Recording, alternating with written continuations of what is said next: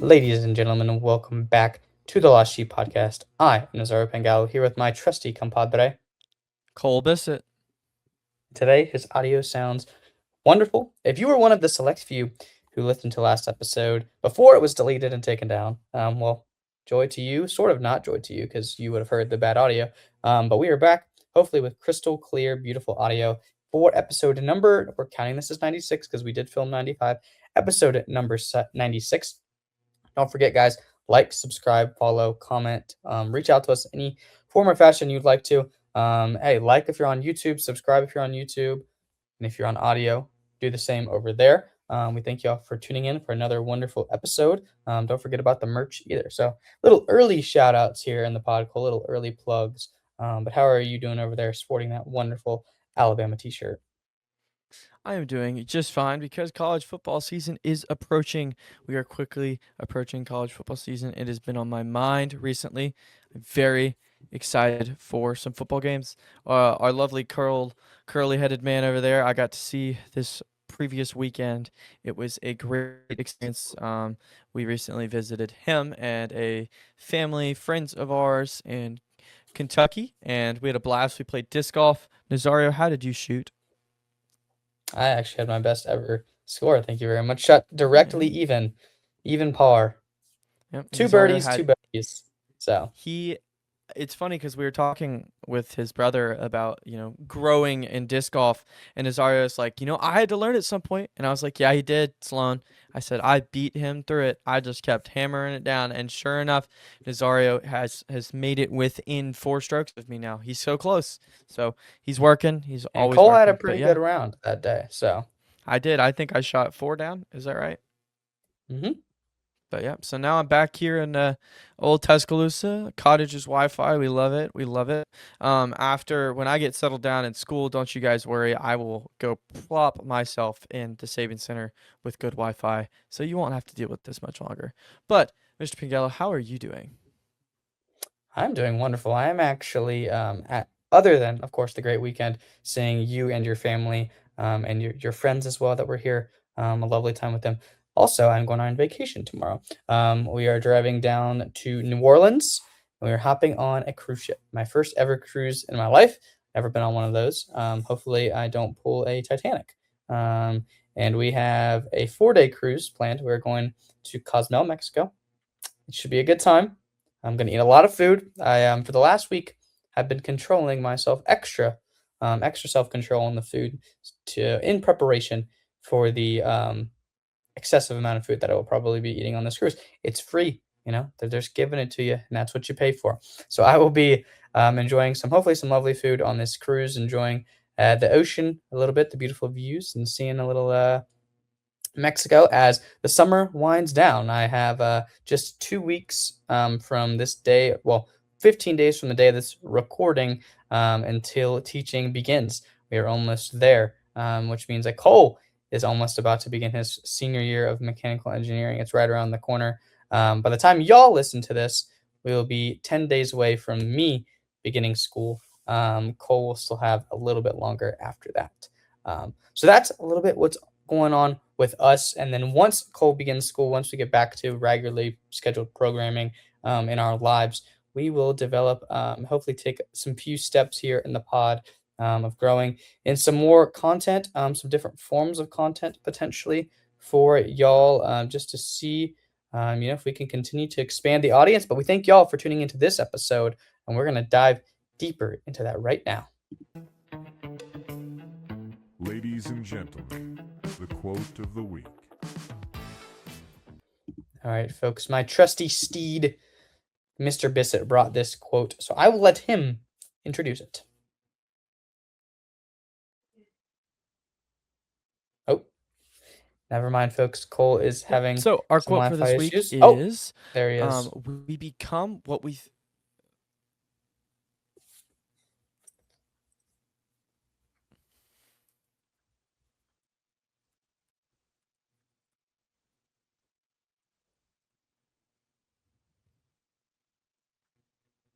You gonna switch Wi-Fi's over there, Bissett?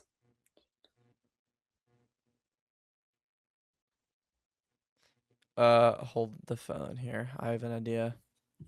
because it's just a massive Uh, delay. yeah, it's bad. I didn't Luckily, that's a understand. I good didn't get a single. it's a good stoppage point because I was just like, and I'm gonna turn it over to Cole, and then I can just clip it right there until when you come back. So Yeah, or you can just clip it after the ending of the transition. yeah, that's fine. Are you on your phone now?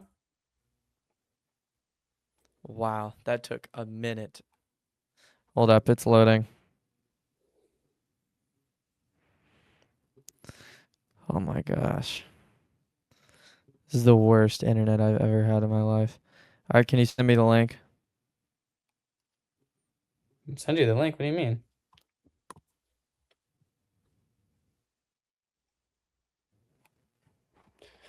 Okay, hold up.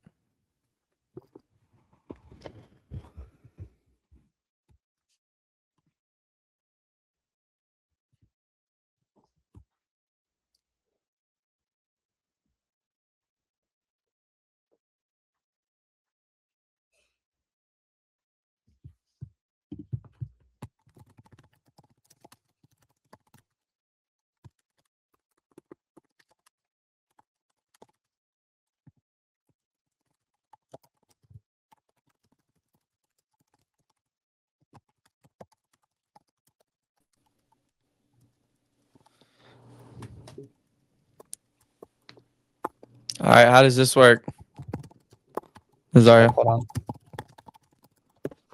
can you hear me? I can hear you.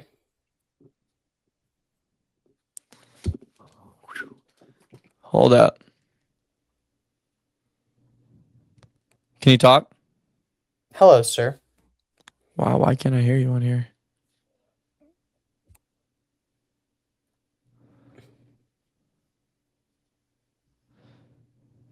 Do you want me to remove your other thing from the stage or from the thing?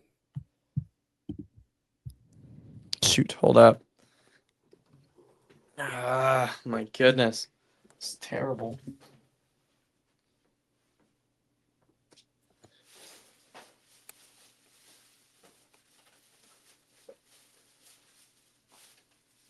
I don't know how this is gonna work. I don't have a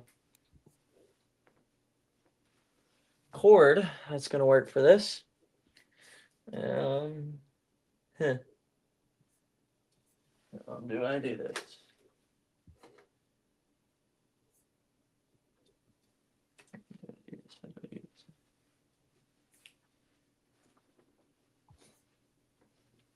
Um,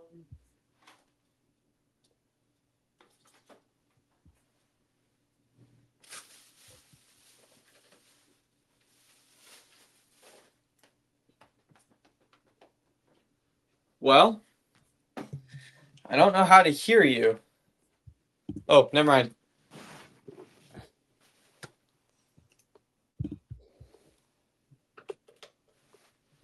Hey, can you talk? Can you talk? Hello, sir. Yes, I can hear you. The issue is my phone might die mid-episode. Plug it in. I can't because it's plugged into the Scarlet. Ew. Yeah. So, uh-oh. That's right. Can we plan for a production meeting on your birthday? Are you working For on your birthday? for what? For the podcast to talk the future plans? Oh, for the reels and stuff. Yeah. Or what we can do the Um, weekend of your birthday, whichever works. I can't do my birthday That's fine. because I have Are you work. like the 8th or the 9th? Can you do? I can probably make that work. We're about to struggle to get this episode in. I'll be okay. Let me look. Oh man, my phone's gonna die on me.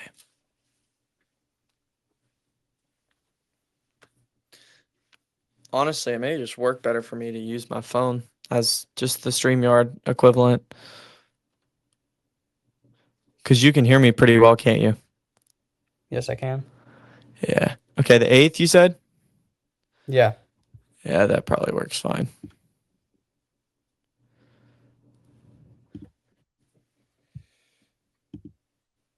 Tell me a time. It can be in the morning. You give me a time. I'll just put it on.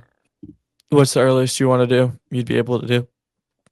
Let's do 8 a.m. your time. Okay.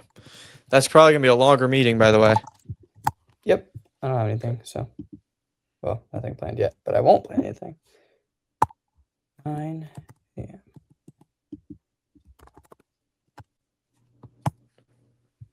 Okay. All right.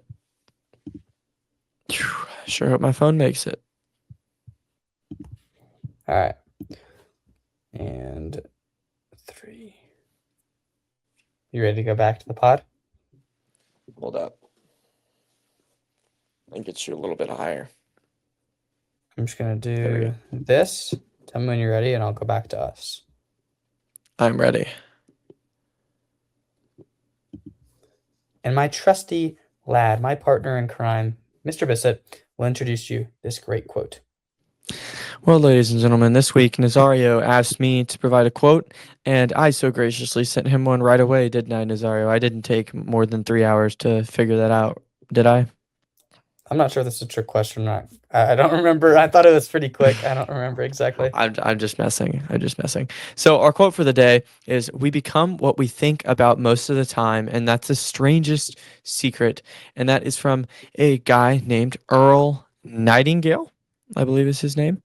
And I'm gonna let you take the first spin at this. Actually, Can you give us a little bit of insight into Mr. Nightingale? Just because I think he relates to your career a lot, if you wouldn't mind. Yes. So, Mr. Nightingale, who lived from 1921 to 1989, was an American radio speaker, author, co-founder of Corporation, and was widely known as the Dean of Personal Development. So he had a radio show. It's all about personal development, which is obviously what I am going into, hopefully to go into with sports psychology, all about mental development, mental skills, mental perseverance. And so this relates a lot to that in terms of we become what we think about most of the time. The strangest secret part, I'm not sure exactly what he's talking about there, and we're gonna have to go into that a little bit more later. But right off the bat, we become what we think about most of the time. Speaks a lot to imagery, first and foremost, and then also speaks to the battle of our mind. There is so much warfare that happens over our brain, over our thoughts. And I want to both put you at ease with this and also give you a challenge. And so, with one point, and to put you at ease, is that we obviously cannot control all of our thoughts. There are things that pop up that we don't desire to pop up. We don't know where they came from. They just pop up in our mind. And I want to put you at ease that the occurrence of that happening is not in and of itself, sinful um, or bad. Now, there are things around it that we want to be aware of. Namely, first and foremost, is how we react and how we handle when those thoughts do pop up. And so, do we let these thoughts that pop up in our head randomly? Do we let them become what we think about? Like most of the time, like this quote says, do we dwell on them? Do we linger on them? Do we let it affect us and control us? Or do we make an adjustment when they happen? And then third with this, Cole, and see if you agree with me here. If we're having bad or evil things pop up in our head consistently, that speaks to something that must be causing this. We must be doing this and putting ourselves in harm's way in some form or fashion. If ideas are popping in your head that you know are wrong, where are they coming from? Obviously, there can be some that are purely just where in the world did that come from, but also there can be some like, oh, hey, I understand. I might not be reading the best content out there. I might not be watching the best content out there, and it's causing my brain to have these thoughts come up in my head.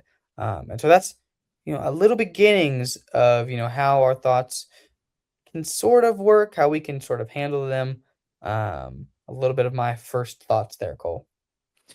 Yeah, I think the reason for the strangest secret line, and when I first sent this to you, that was kind of the part that threw me off too. So I get where you're coming from, because it doesn't really make any sense. Because when you read the quote, "We become what we think about most of the time," you're like, "Well, yeah, that makes sense." Um, but it is the strangest secret, right? Because it's not what we do that we become most of the time; it's what we think. And so I think it separates the mental and the physical, and how much the mental actually still plays a part.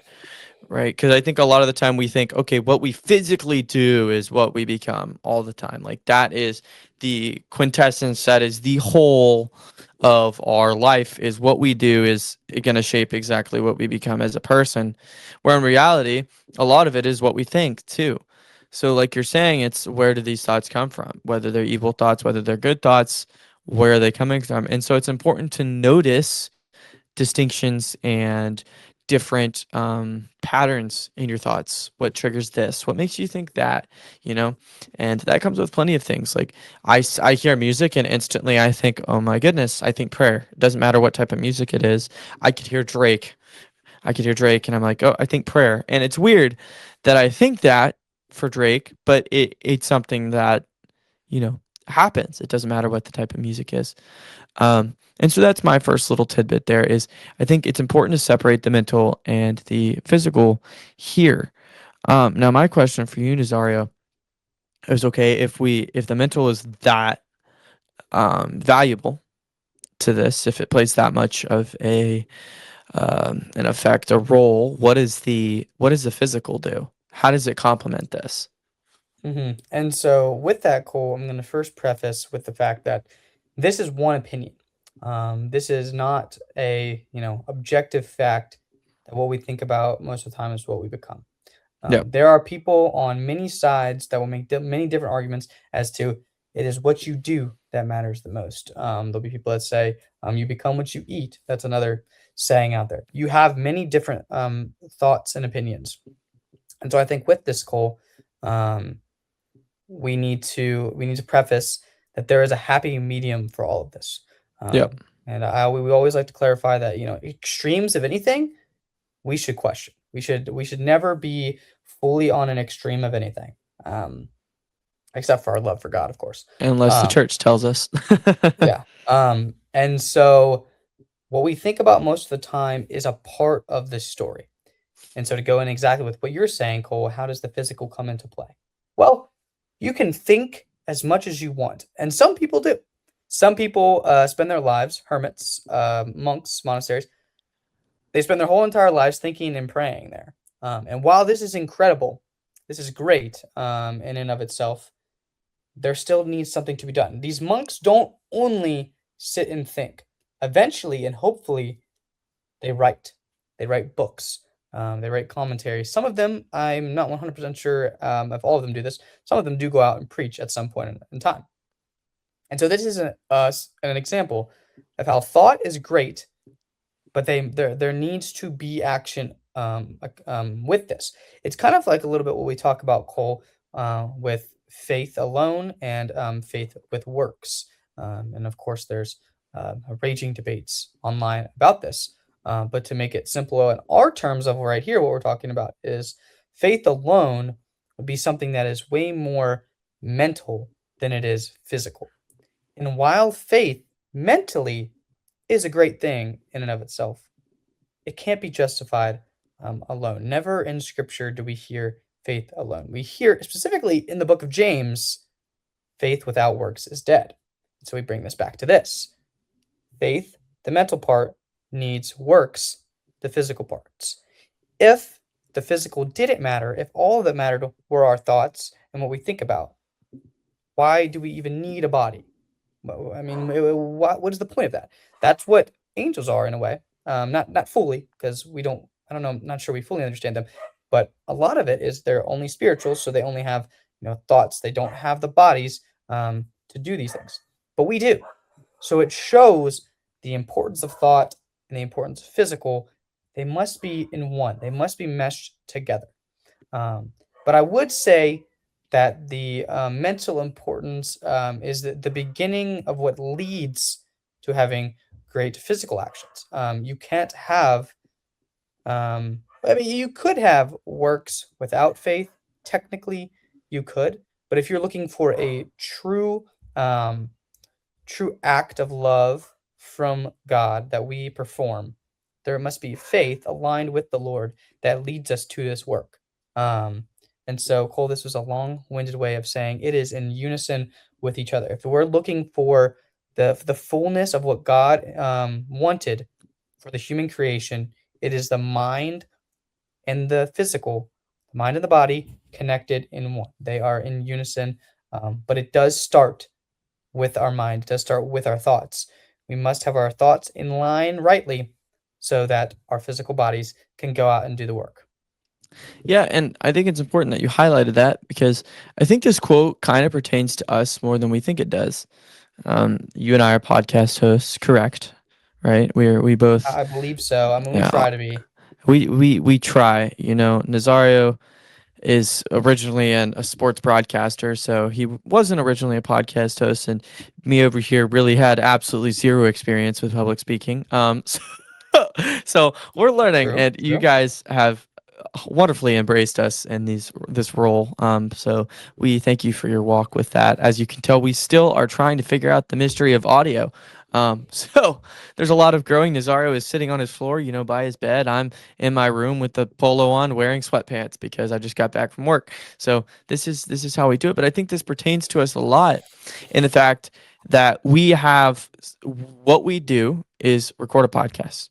Um, and in order to do that, we must first think about what we're going to talk about.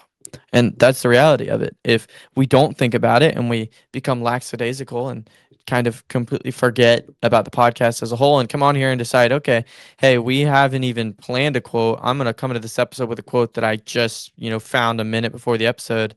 Haven't had any time to pray with it at all and just talk to you guys. That's dry. Like that we will become the effort we put into that. And this kind of it gives context to Earl Nightingale's reason he said this quote because he's a radio host. That's what he does. He's a radio speaker and an author. So what he does is like spend some time with his thoughts and then say it. And I think it especially pertains to us on the thought side because the thought side matters first. We talked about action and reaction a long, long time ago. And the beauty of that, the beauty of reacting with grace, with reacting with forgiveness, with reacting with love, all of these things, and allowing our actions to be reflective of that. And in order to do that, you must first train your thoughts. You have to train your mind to react well. So the best way to do that is to in your everyday life, when you have the opportunity to do regular actions that don't have the stimulation of a reaction, you spend those time to practice those things, to show love in a decision that you actively choose to do. Go out of your way, do something, and then you're going to reorient your mind to react better. And neither of us are really in a state to speak on that, but that's how I've experienced, you know, that feeling. That's how I've experienced those emotions. Is I've found that when I'm more in tune with my actions, that my reactions become a lot more Christ-like, and when I'm less in tune, my reactions become a lot less Christ-like, and they become more angry. And I think that's the beauty of life. Is as humans, we are bound to react to something. We had this draw, this eagerness to react emotionally and physically to whatever we get to experience in our lives. For example, the biggest reaction ever was when Adam was told that he could be like God. So what did he do? He instantly turned around, or well, Eve first was told she could be like God, turned around, ate the apple, and then Eve gave it to Adam. And his first reaction when God asked him, you know, why did you do it? Was, oh, the woman gave it to me. That was his reaction, right? Not, and it was because of the action that he took that he had already separated himself from Christ. So his reaction naturally flowed and ebbed from that. Um, and so yeah, I think this does pertain to us a lot as hosts. I don't know if you relate to that as a fellow co-host. Do you feel that way that like do your thoughts when you're hosting kind of influence what you say, what you do? How do you balance that as a podcast host? Yeah, absolutely. And one of the things, like we try to think a lot before we speak. It's one of those things that's important to have space between our thoughts and our actions. We're trying to balance that, um, and we're trying to learn how to control those things, and not let just our reactions immediately cause us to act in a certain way. But we're trying to develop the ability to think, to have a reaction, and then to be able to say, okay, this is how I truly want to act based off of this, and which is very, very different, from just having those impulsive reactions. But there is another part of this that I want to kind of get to, and I'm trying to remember exactly what it was based off of Cole's question. Um, but I can't quite think of it right now. Um, but there is another part of this, the strangest secret, okay, for this quote. That is the strangest secret. Cole talked about it briefly, um, and talked a little bit about how we see in the world where people try to say that actions are what matters, that's what controls everything. And it's part of the reason why I've gotten into my field, is because people do consciously and hyper focus on the outcomes. They focus on the actions that happen. And so we, as sports psychologists, I can't personally, whoa, sorry about that, guys. I can't fully call myself one of those yet, but I hope to become one. In the sports psychology world, we try to help our athletes and whoever we're working with understand that outcomes aren't what you should base everything on. It is great to have an outcome go your way, but if you're in competition in sports, there is somebody else trying to go for the same outcome as you. You have a clear opponent, a clear opposition that is trying to keep you away from that outcome. They are putting in work, very hard work, sometimes more work than you to get that outcome.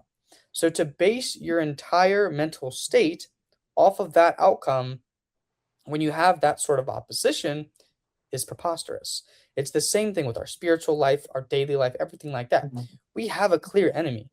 We clearly have an enemy. We have the devil trying to rule this world, trying to bring us down. And to be honest, guys, he is more powerful than us as human beings. He is. He is purely spirit. He is more powerful. So if you think about it like this should humble you and help you to understand and hopefully create a better mindset. You have an opponent who will and always will be stronger than you on your own. Okay. He will always be able to defeat you on your own. Okay. Which means that if we should not try to become so outcome oriented, we must learn to become process oriented. And it's one of the things we practice as psychologists and coaches try to teach all of their athletes is to become process oriented. And that's where you will truly see, well, sometimes, hopefully see outcomes go better, but mostly to keep your mental health, to keep yourself at peace, knowing whether or not this outcome goes my way. I know that I followed my process in the right way. And so that's where it becomes the strangest secret because it sounds so absurd and so against the grain to focus on something that isn't the championship. It isn't the total score. It isn't how many base hits I got. That's the secret.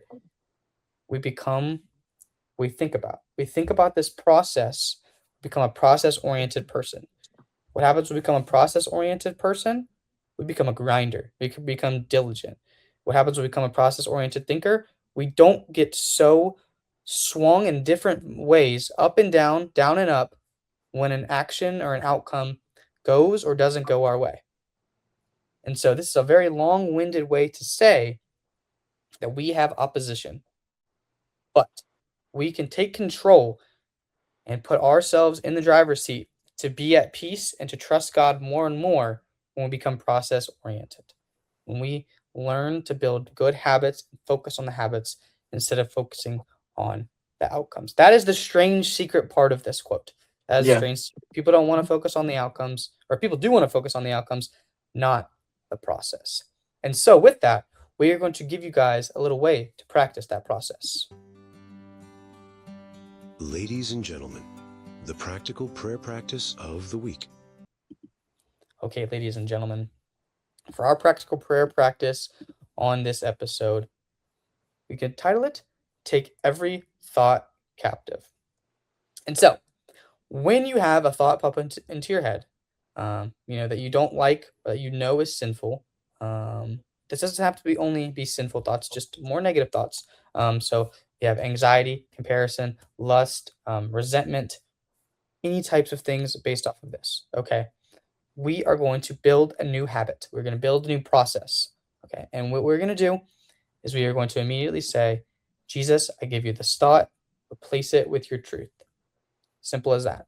Whenever a thought like that comes up into your mind, pray immediately. Jesus, I give you this thought, replace it with your truth. Focus on the process here, okay? Don't become so reactionary that, oh, this thought popped into my head. I'm immediately outcome based. I'm immediately reacting to, oh my gosh, this was so terrible. Why did I do this? No, we're going to focus on the process of noticing and turning that into prayer. And slowly, focus more on that process. And you will see how God can beautifully work in any moment, whether it's negative or positive. He can work in it if we focus on the process and we focus on turning it to Him. Cole, do you have anything to say on this, sir? Yeah, I think just taking a second to stop and think about something is it can do a lot of wonder in your prayer life. Like Nazario said, we're impulsive creatures. So a lot of the time we have this I just simple reaction to just snap and instantly react to something rather than taking the time to stop. So, taking captive of your emotions, your thoughts, your physical actions is very important in your prayer life. And I also think it's just one of the best parts of humanity is that we have the free will to actually do that. Animals don't. Animals don't. They're purely reactionary. They feel something, they do it. Whatever it is they feel, they do. We have the ability to take control of our own will, our own mind, and our thoughts. We can learn how to control those better. But yeah, Absolutely. And so, with that, we are going to show you another great example. Ladies and gentlemen, the shepherd of the week. All right, so folks. Just as with the dang it, you had it, Cole. Just as with the first section, Cole has this one, so I'll give it over to him. yeah, I got a little antsy. I wanted to hop in there before Nazario. We're too quick to the gun. It's like how fast Nazario snaps the ball and gets the ball out of the pocket. I'm just ready to go, ready to receive that throw. But Yeah, so our shepherd of the week is the diaconate order kind of as a whole. I think it's really cool to see deacons making the decision in their family. Some of them are married, some of them have families, some of them don't, to become a deacon. It's a really incredible thing because you're not a priest, you're not really a brother, but you serve the mass in a higher form.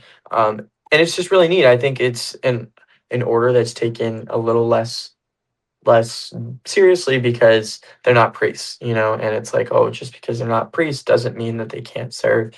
We went to Kentucky this previous weekend, as I mentioned at the beginning of the podcast, and we got the opportunity to go to a small local parish, and the deacon gave a homily this weekend, and it was very impactful. It was very extraordinary, and it was something that you wouldn't expect. From an ordinary perspective, a deacon doesn't seem like much, but when he does, like, they're still very, very, very valuable people who you can learn a lot from. Great spiritual directors too. I know several of my friends who have deacons as spiritual directors. And one of the things that he had shared in his homily this weekend, the deacon did, is how even when you are in you choose a vocation like that, the devil doesn't stop attacking you. He keeps attacking you. And so, kind of like this quote talks about this week, he had to train his mind. He had to train his mind not to want to seek admiration from the rest of the church, from the rest of the people there. He had to train his mind to be humble, to not pursue pride in his position, because I'm sure they get attacked from all over the place because they're leaders in that community. And so the devil's going to want to target those ideas. So I think it's important to give respect and admiration to those people who are above you and understand that they're still human and they still struggle with these things and to keep praying for them, just like you would a priest, just like you would a friend. Nazari, do you have anything for that? No, I think you hit a nail on the head. Deacons support both our parishes and our priests so that they're able to do the work that they're called to do. And never forget about a good sidekick, right, Cole? Oh yeah. Oh yeah. With that, folks, we are going to move on to our final thoughts for this episode. And I feel like I've given everything from that long little rant. So, Mr. Bissett, do you have any final thoughts for this wonderful quote from Earl Nightingale? Yeah, so this is a little bit of a shorter form episode. We both are kind of squeezing this into our week, our busy week, and Nazario does have something to go after this. So if you are ever bored of our long form content, here is a shorter version of that for you. So you're welcome. This is our gift to you for this week. Um, yeah, I think it's kind of beautiful that as humans we absorb our surroundings. You find that a lot of time the setting of a certain place that you're in can affect your mood. It can affect how you feel. For example, when people want peace, you'll find a lot of times people will go sit on a dock, at a lake, or at a park on a bench in areas that, supply your mind with peace, that are peaceful in human standard, what we view peace as. Or say you want excitement. You go to a football game. That's how you satisfy that thrill, that desire. A sports game, a sporting event, a gaming event, whatever it is, you go and you feel that excitement. Um, Say you want to just look at the beauty of something. You go to a national park. There's so many different options, and all of these settings kind of show how they describe how you feel. They kind of shape you. And it's also cool because that's the same thing with humans. Our friends shape us. They affect how you think drastically. The people you surround yourself with kind of breed you in a sense because they're your nurture. Those are the people that care for you. They show you what love is. They show you what friendship is. They show you how to be authentic. And those are important in your relationship. It's the exact same thing. The person that you are in a relationship is somebody that should lead you towards Christ. It should be a direct resemblance of Christ in a person. And all of these things are especially important to recognize as a human because they shape you. I have the nature versus nurture argument all the time, and I think nurture first and foremost has the most impact. So how you allow yourself to be nurtured, how you nurture your heart, how you let others nurture you is extremely important. So uh, kind of putting yourself in the situation, I tell people all the time, you can't just sit around and wait for God to do something to you. You can't. Like, that's just not the realistic way of doing it. You have to go and pursue Him. And so, in areas of your life that you want to grow, be less impulsive, for instance, in this situation, or for us in our podcast, if we want to be better for you guys, we should surround. I listen to podcasts. That's what I do. I listen to other podcasters who are far more profound than the two of us, goobers, but they have educated me and helped me learn how to lead a podcast effectively. If I'm a Bible study leader and I had to sit through Bible studies with our current Bible study leader to learn how to do that. And there's all sorts of different examples of this, but allow yourself to be nurtured. But yeah, other than that, that's kind of the end of my final thoughts. Like Nazario said, just plug our merch. We've got merch in our Instagram. You can check that out. T-shirts, they're only like $20. It's really not that big of a deal. We would love your support. It also supports our friend's business who we collabed with on those shirts. So please give that a look. His brand is called Christ-like. You can find it on Shopify. Other than that, we thank you guys so much for listening to this week's episode of the Lost Sheep Podcast. We're extremely blessed to have you guys as an audience and extremely blessed to continue moving forward with this. We love you guys. Thank you so much, and God bless.